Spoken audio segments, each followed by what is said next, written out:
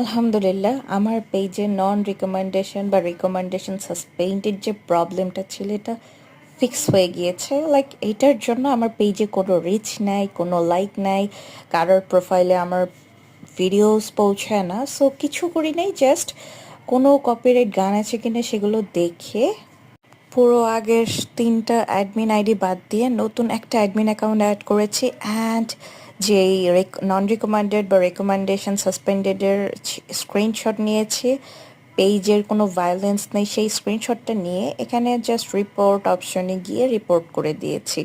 এটা আমি এর আগেও করেছিলাম, কাজ হয় নাই, বাট আজকে করলাম, দেখি উইদিন ৩ ঘন্টার মধ্যে হয়ে গিয়েছে।